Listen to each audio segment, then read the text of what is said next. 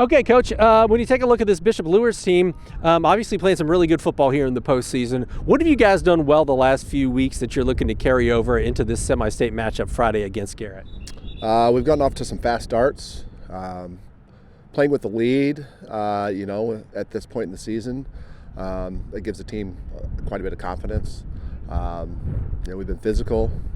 We've done pretty well against the run. Been able to run the ball. When you can do those two things at this stage in a season, then you got a chance.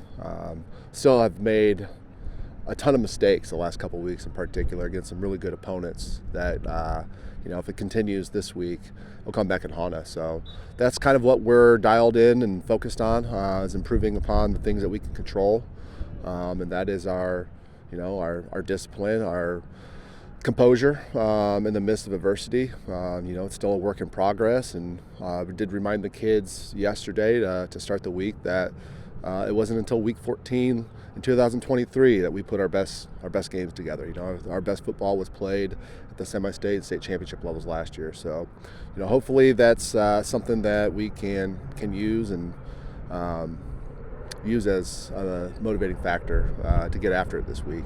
Yeah, actually, that leads into my next question is how much did last year's playoff run help these guys in terms of experience, in terms of understanding what it takes to win the further you get along in the postseason?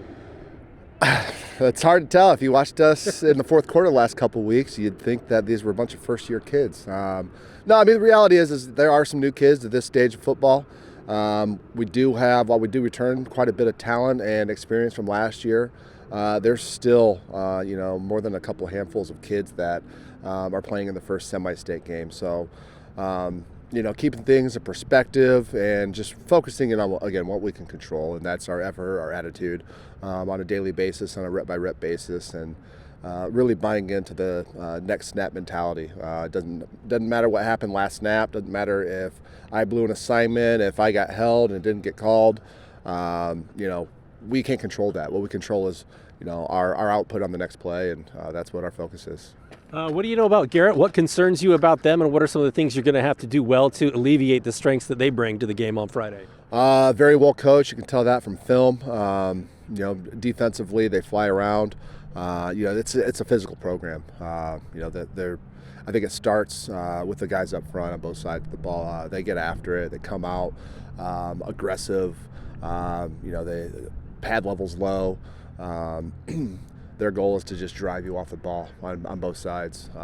They've got some really agile kids as well. Up front on the offensive and defensive lines. Their two defensive linemen on the interior definitely are a concern. Definitely need to be strong from tackle to tackle this week. Then offensively, their offensive line comes off the ball as well as anybody we've seen on film this year. So it's a very physical team. And then when you have a senior quarterback, and it seems like they're their best players on the offensive side of the ball is in that senior class. You got a quarterback like Calder Hefty. He just rises to the occasion in crunch time week after week after week. It's pretty impressive. And then when you look on the defensive side and see him flying around the field and smacking people, he's got all the respect in the world from myself and our program, our team, as do the rest of them. I mean, it's not just a one-man show. It's a great team. It's a physical team. It's a team that's going to get after it on every play. It's a team that you can tell on film. There were times where they were on the ropes last week against Knox, and then again against West Noble, the week prior, and they dug themselves out of that because they have that mentality that makes you a champion, and that's it doesn't matter what just happened. This is what's going to happen on the next play. So those are concerns, and hopefully we're up to the test. We match that. They like to think that we're a physical football team as well. I don't want to dwell too much on fourth quarters the last 2 weeks, but at the same time, we play like that. Again, we won't be playing next week. So this is November football, a chance to go to Lucas Oil Stadium, home game at Luers Field, kind of for all the marbles in this season. So what are you most looking forward to about this Friday? What are these guys looking forward to about this coming game on Friday night? Looking forward to the atmosphere. Always, when you're playing this time of year, the only team left in the city that's playing. You like to think that you'll have people out there that wouldn't normally come out because there's nothing else to do on Friday night in the cold. I don't know what else people would be doing on Friday.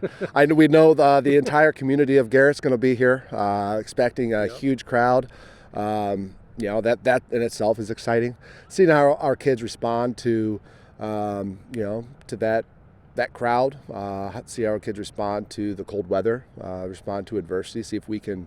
Looking forward to see if we can correct our mistakes from these past couple of weeks because, we played really good football for 2 weeks ago for 42 minutes. The last 6 minutes were the worst football we've had all year.